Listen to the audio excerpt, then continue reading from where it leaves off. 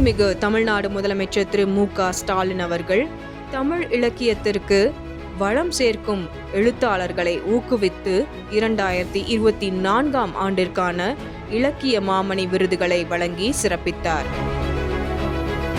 44 அரசு தொழில்நுட்ப கல்லூரிகளை திறன்மிகு மையங்களாக மேம்படுத்திடும் வகையில் டாடா டெக்னாலஜி லிமிடெட் நிறுவனத்துடன் புரிந்துணர்வு ஒப்பந்தம் மேற்கொண்டு 190 உதவி பேராசிரியர்கள், 12 உதவி நூலகர்கள் மற்றும் 11 உதவி இயக்குநர்கள் பணியிடங்களுக்கு தேர்வு செய்யப்பட்டவர்களுக்கு பணி நியமன ஆணைகளை வழங்கினார்.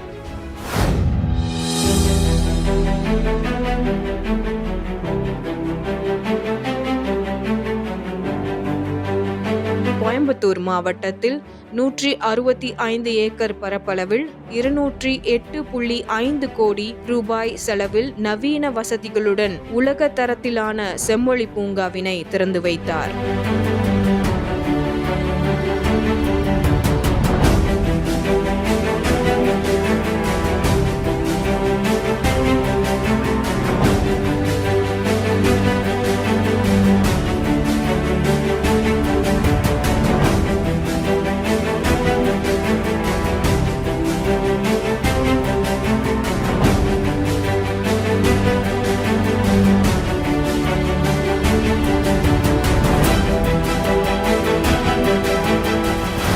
ரைசிங் முதலீட்டாளர்கள் மாநாடு 2025 நிகழ்ச்சியில் 1,709 பேருக்கு வேலைவாய்ப்பு அளிக்கும் வகையில் ரூபாய் 48,844 கோடி ரூபாய் மதிப்பீட்டில் 158 தொழில் நிறுவனங்களுடன் புரிந்துணர்வு ஒப்பந்தங்கள் மேற்கொள்ளப்பட்டது. ஈரோட்டை பற்றி சொல்லணும்னா இது மஞ்சள் நகரம், சந்தன நகரம், தொழில் நகரம், ஜவுளி நகரம், கைத்தறி நகரம், இயற்கை நகரம், விடுதலை வீரர்களை தந்த நகரம்.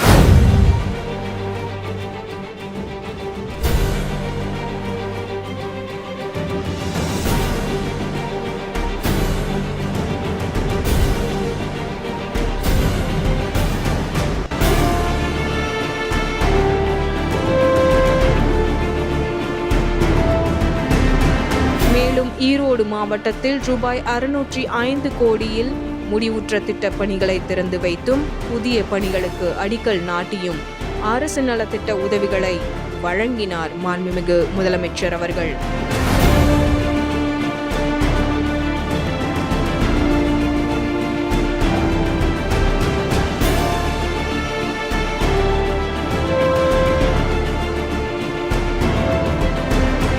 ஈரோடு மாவட்டத்தில் 4,90,00,000 ரூபாய் செலவில் சுதந்திர போராட்ட வீரர் தீரன் சின்னமலையின் படைத்தளபதி சுதந்திர போராட்ட வீரர் மாவீரன் பொல்லான் அவர்களின் முழு திருவுருவச் சிலையை திறந்து வைத்தார்.